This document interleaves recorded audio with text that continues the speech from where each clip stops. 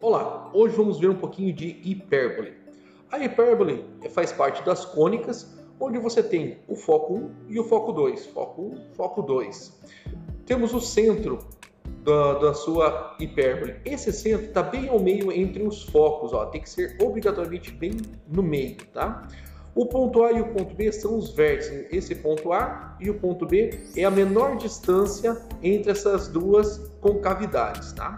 A distância do ponto A até o ponto B, ou seja, essa distância do ponto A até o ponto B é chamada de eixo real. Essa distância do ponto A até o ponto B, esse pedacinho é chamado de eixo real.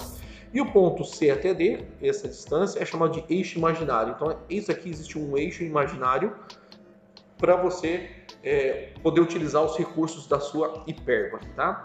E a distância, ó, esse tracinho quer dizer distância, então é um segmento. Essa distância do foco 1 até o foco 2 é chamada de distância focal. Os matemáticos são muito criativos, então a distância entre os focos é chamada de distância focal. Gênios! Só para recordar, é o nosso Apolônio que fez os primeiros estudos sobre as cônicas, tá? Continuemos. Eis que a nossa hipérbole, ela tem esse formato, ó, o nosso ponto imaginário C, tá? Essa faz parte dessa reta, o eixo imaginário. Então a distância do centro até o ponto, até o vértice, até um dos vértices da nossa hipérbole é chamado de A. Do centro da sua hipérbole até esse ponto C do seu eixo imaginário é chamado de distância B.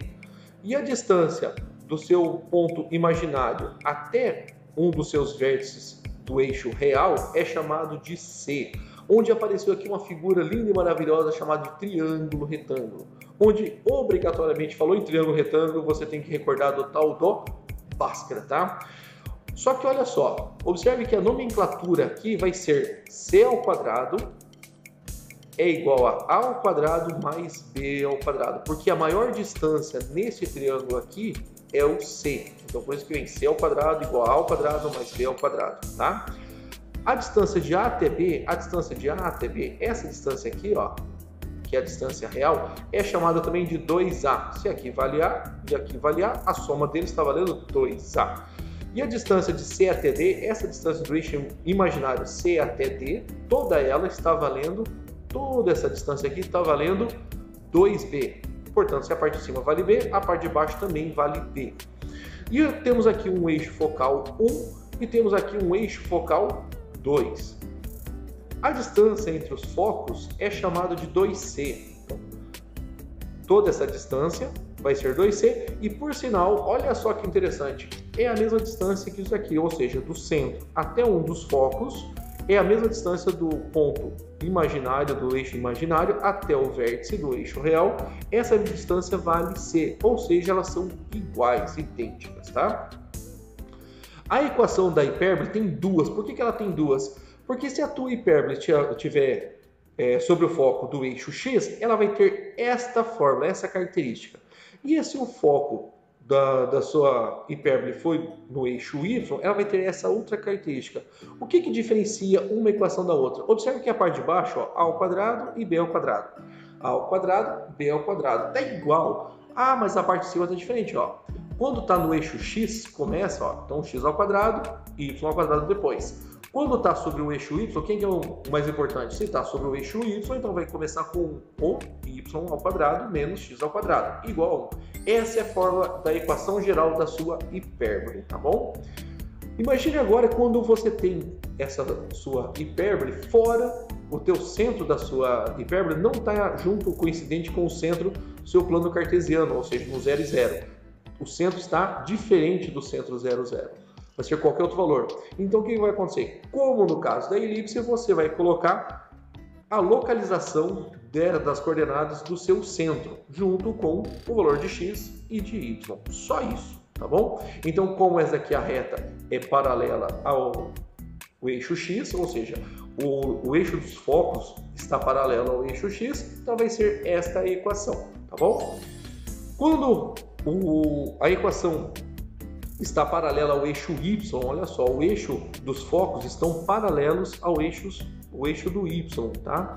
Então o que vai acontecer? Também vou adicionar este centro aqui, só que na equação, junto com as coordenadas. Então, os focos estão pertencentes, são paralelos ao eixo Y. Beleza? Vamos lá. Atividade 1 de perto. 3, 2, 1. Vamos lá para a nossa primeira atividade de hipérbole. Escreva a equação da hipérbole que representada na figura. Então vamos lá. O que eu preciso saber primeiro de tudo numa hipérbole? O que eu preciso localizar? A minha recomendação sempre é o centro da sua hipérbole, tá? Então olha só. Primeiro passo, identificar contida nas imagens. O que a gente precisa saber? Eu gosto de começar sempre pelo centro da sua hipérbole. Então, o centro está localizado bem aqui, ó, no meio entre as duas concavidades, tá? Então, o centro está localizado em 1 para x e 2 para y, tá? 2. Aí. Então, olha só, o centro está localizado em 1 e 2. Identificar os dados contidos na imagem. Então, qual é a distância do centro até o foco 2? Qual é essa distância do centro até o foco 2? E essa distância tem que ser a mesma do centro até o foco 1. Ou seja, qual é a distância desse centro aqui até o foco 2? Quanto mede essa distância aqui? E essa distância tem que ser idêntica a essa aqui. As duas valem C, ó, é o Czinho, tá? Como é que eu faço para descobrir que vale 10? Então eu faço da seguinte maneira. Olha só. Eu pego o maior valor. Quanto que é o maior valor? 12. Então marca lá 12. Subtrai o menor valor que vale, o do centro que vale 2. Quanto que é 12 menos 2? 10. Então daqui, ó, esse daqui saiu desse valor. Beleza? Continuação do exercício. E esse 6, da onde que saiu esse valor 6 aqui, ó? Então procura lá.